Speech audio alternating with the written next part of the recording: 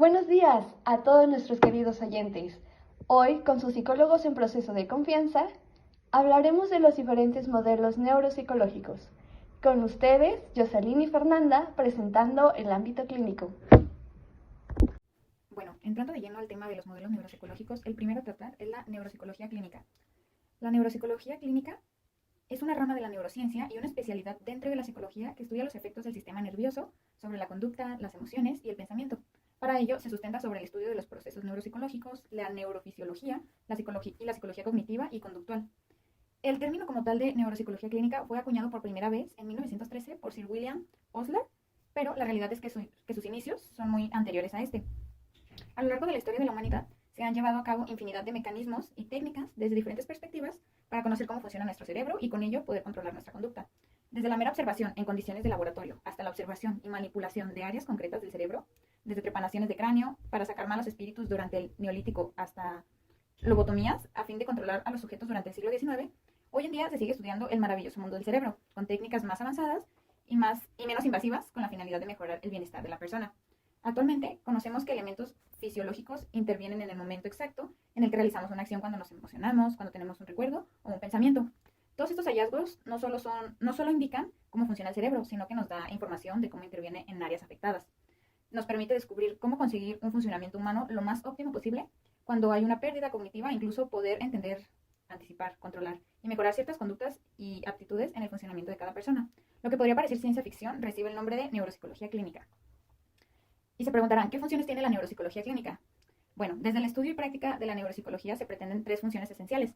La primera de ellas es el diagnóstico o valoración del estado y funcionamiento neuropsicológico, que es cuando una persona presenta cualquier disfunción o alteración, tanto conductual, emocional como cognitiva. Es importante conocer la causa. Es por ello que a través de pruebas estandarizadas o de neuroimagen se estudia el estado fisiológico del cerebro y el funcionamiento del mismo. Con las pruebas de neuroimagen es posible conocer la presencia y afectación de un daño cerebral, derrame cerebral, tumor o hemorragia.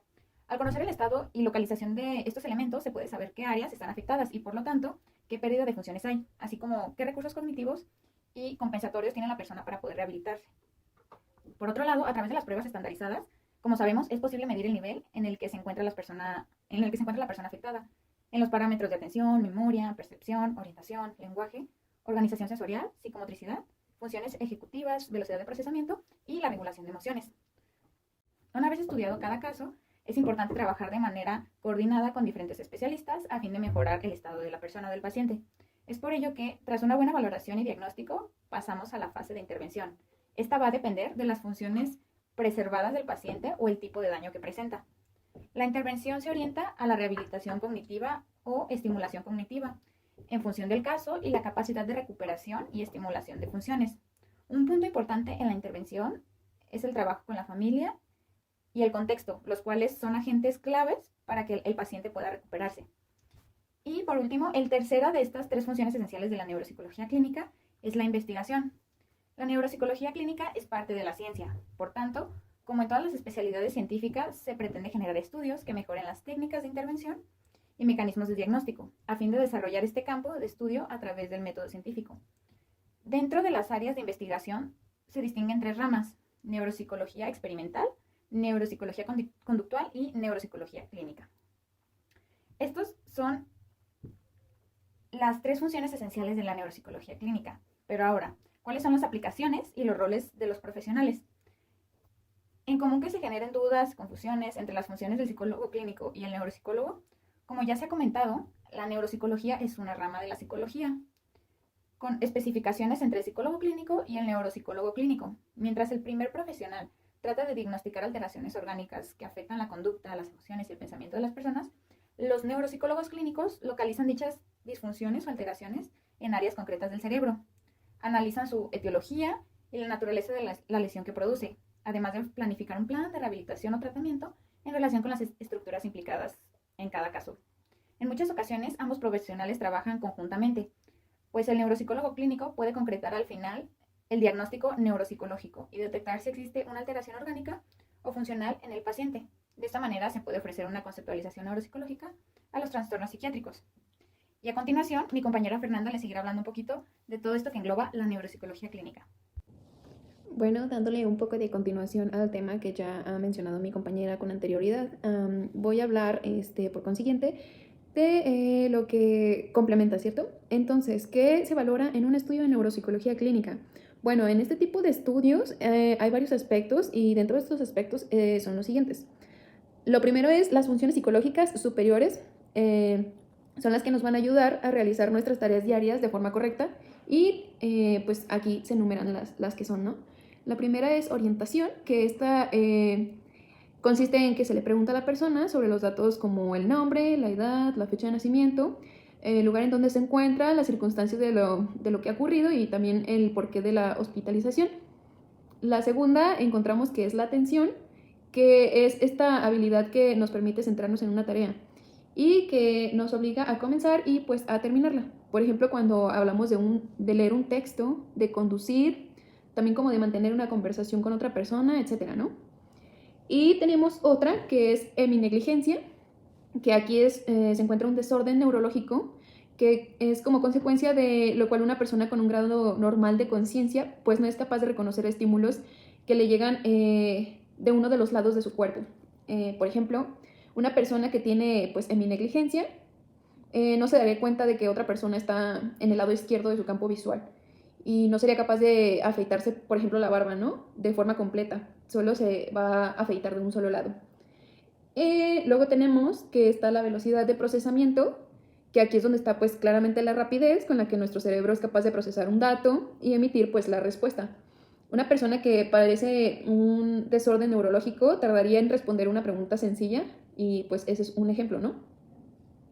Después de esto tenemos el lenguaje, que nos permite comunicarnos, transmitir también lo que pensamos y entender lo que llega a decir otra persona, ¿no?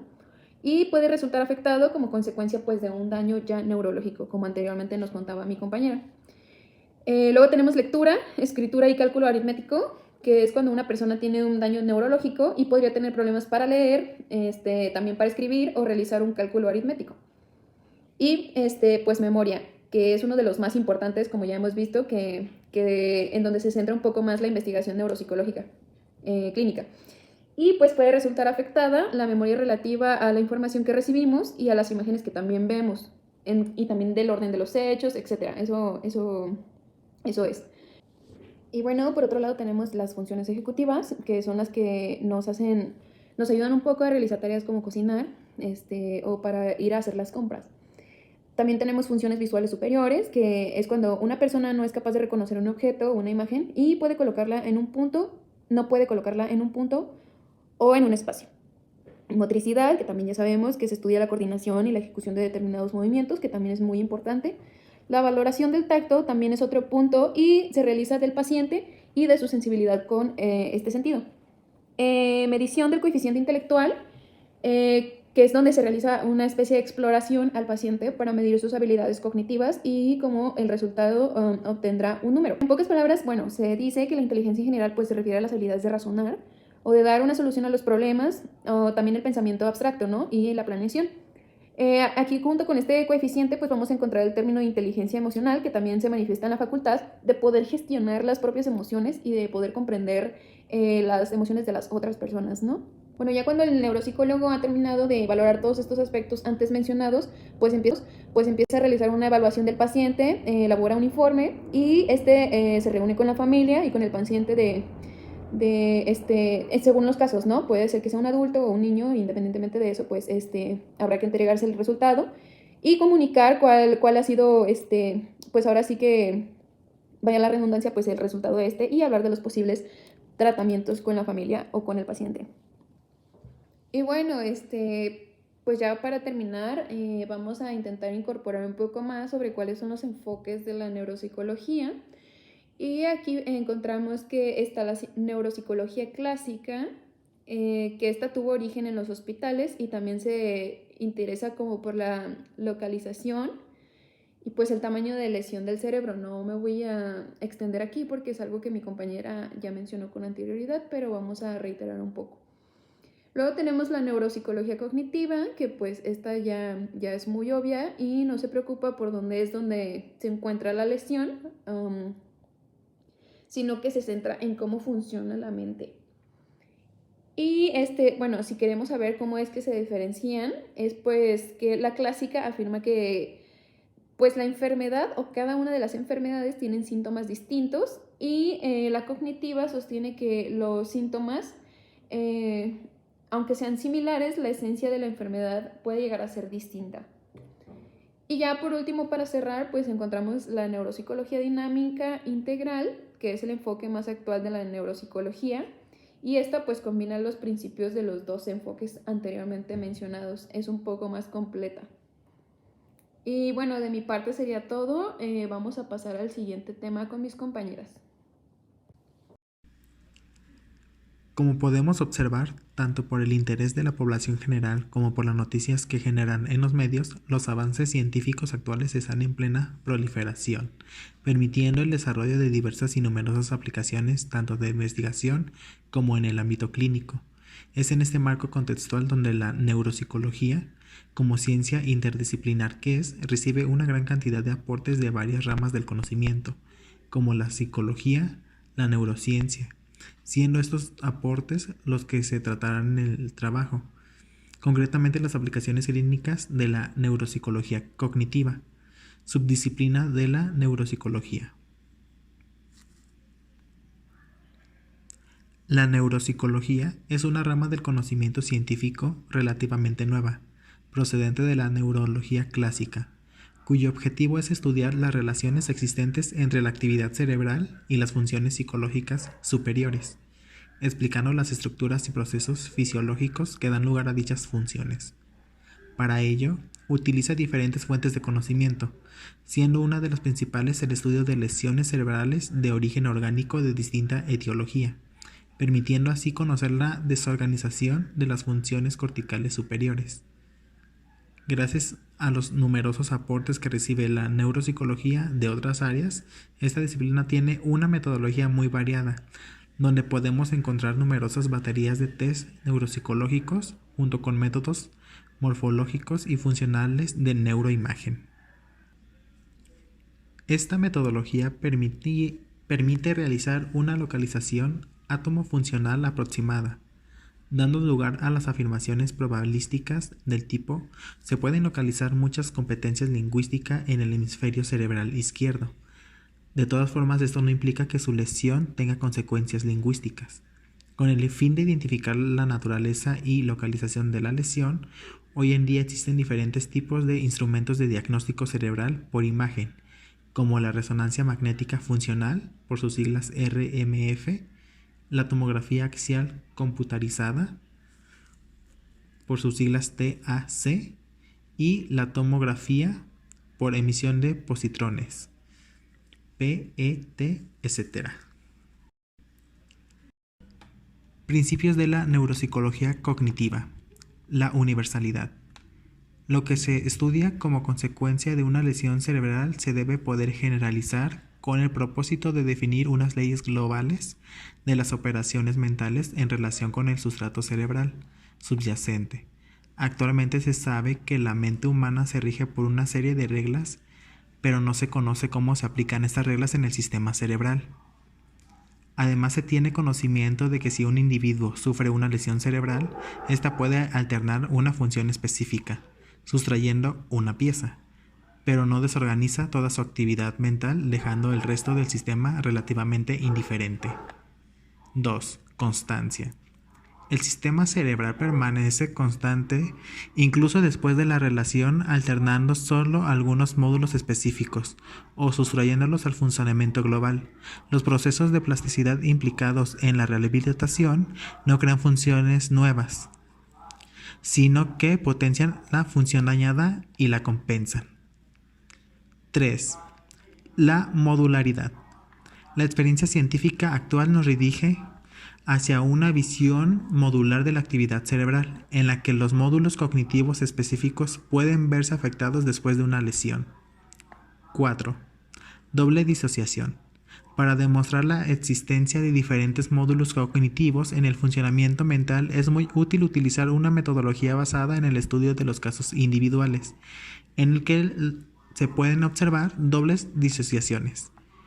Una doble disociación consiste en obtener evidencia respecto a que existe un paciente 1 que ejecuta adecuadamente una tarea, denominado alfa, y no una tarea beta, mientras que hay un paciente 2 que realiza adecuadamente la tarea beta y no la alfa. Las tareas alfa y beta implican dos funciones o módulos cognitivos distintos que son parte del metacomponente o macrofunción mental específica, como por ejemplo el lenguaje, la exploración visoespacial, la lectoescritura. 5. Sistema jerárquico temporal. En individuos sanos, una función presenta una organización jerárquica y temporal. 6. Necesidad de un mapa modular. Es necesario trazar un mapa modular jerárquico temporal, paralelo o secuencial, para describir cada metacomponente, cada función y entender la configuración general de los procesos de elaboración mental. 7. Localización neuroanatómica de la función mental. Cada función debe tener una localización neuroanatómica, que puede estar constituida por diferentes estructuras. Las leyes de la interconexión funcional entre estructuras neuroanatómicas todavía no son claras. 8. Módulos funcionalmente y anatómicamente separados. Los módulos mentales están funcionalmente y anatómicamente separados, tal cual. Ahora bien, yo les hablaré sobre los principios de neuropsicología clínica cognitiva. Uno de sus principales principios es la universalidad, que es el estudio de la consecuencia de las lesiones cerebrales, que pues el cómo puede alterar una función específica, pero aclarando que no desorganiza todo el sistema. Luego tenemos la constancia, que es este proceso de plasticidad implicados en la rehabilitación, donde se nos enseña que no se crean nuevas funciones, pero estas funciones son compensadas. Por ejemplo, hablemos de un caso donde una persona nunca tuvo problemas de visión y por alguna razón se queda ciego. Ok, ya no tiene esta función, pero los otros sentidos compensan esa pérdida. Y luego tenemos como otro principio que es la modularidad, que pues básicamente son estos módulos específicos dañados, que próximamente hablaremos sobre módulos. Como cuarto principio tenemos la doble disociación, que es este ejemplo, ¿no? Tenemos dos pacientes y el paciente 1 puede completar las tareas de estilo alfa y el paciente 2 ejecuta la tarea de beta, pero las dos son funciones distintas, sin embargo funcionan, ¿no? A uno le funciona más el beta, a otro le funciona más el alfa y eso no tiene nada de malo, solo compensan esa pérdida. Y luego tenemos como otro principio que es la modularidad, que pues básicamente son estos módulos específicos dañados, que próximamente hablaremos sobre módulos. Como cuarto principio tenemos la doble disociación, que es este ejemplo, ¿no? Tenemos dos pacientes y el paciente 1 puede completar las tareas de estilo alfa y el paciente 2 ejecuta la tarea de beta, pero las dos son funciones distintas, sin embargo funcionan, ¿no? A uno le funciona más el beta, a otro le funciona más el alfa y eso no tiene nada de malo, solo es cosas que tenemos que tener en cuenta, ¿no? Cuál se puede adaptar más al paciente, a sus necesidades. Luego tenemos el sistema jerárquico temporal. También como otro principio tenemos la necesidad de un mapa modular. Y finalmente tenemos estos módulos funcionalmente y anatómicamente separados. Se refiere a que no podemos juntar o concluir todo con una sola parte, sino que se tiene que separar en módulos y el cómo está anatómicamente. Así es como separan los principios la neuropsicología clínica cognitiva. Bueno, ahora vamos a tocar el tema de lo que son las redes neuronales. Y pues bueno, la primera pregunta es ¿qué son las redes neuronales? Son un modelo que se inspira en el funcionamiento cerebral, en donde las neuronas interactúan entre sí para así transmitir señales. Funcionan recibiendo una información de entrada que procesan en conjunto para posteriormente poder generar una respuesta. El objetivo de esto es poder aprender modificándose a sí mismas de forma que consigan ser capaces de llevar a cabo tareas más complejas. Para que las redes puedan funcionar, se requiere de un entrenamiento en el que se van conformando capas, determinando la toma de decisiones. Y a través de imágenes y datos se va consiguiendo afinar el conocimiento de estos sistemas. Las redes neuronales facilitan el entrenamiento del modelo completo y a menudo logran un mayor rendimiento en un periodo de tiempo más corto. Ahora bien, las redes neuronales artificiales pueden clasificarse en función de cómo fluyen los datos desde el nodo de entrada hasta el nodo de salida. Se encontraron 3 clasificaciones. La primera son las redes neuronales prealimentadas, las cuales procesan los datos en una sola dirección, desde el nodo de entrada hasta el nodo de salida. Todos los nodos de una capa están conectados a todos los nodos de la siguiente capa, por lo que se les denomina una red. Ahora, una red prealimentada utiliza un proceso de retroalimentación para mejorar las predicciones a lo largo del tiempo. La segunda clasificación que encontramos es algoritmo de retropropagación, en donde aprenden de forma continua mediante el uso de bucles de retroalimentación correctivos para mejorar su análisis predictivo. En pocas palabras, puede pensar en los datos que influyen desde el nodo de entrada hasta el nodo de salida a través de muchos caminos diferentes en la red neuronal. Solo un camino es el correcto, el que asigna el nodo de entrada al nodo de salida correcto. Para encontrar este camino, la red neuronal utiliza un bucle de retroalimentación. Por último, la otra clasificación que encontramos es denominada como redes neuronales convolucionales. Las capas ocultas de las redes neuronales convolucionales realizan funciones matemáticas específicas como la síntesis o como el filtrado. Estas son muy útiles para la clasificación de imágenes porque pueden extraer características relevantes de las mismas para el reconocimiento y la clasificación de estas imágenes. Cada capa oculta extrae y procesa diferentes características de la imagen como los bordes, el color y la profundidad. Ahora bien, las redes neuronales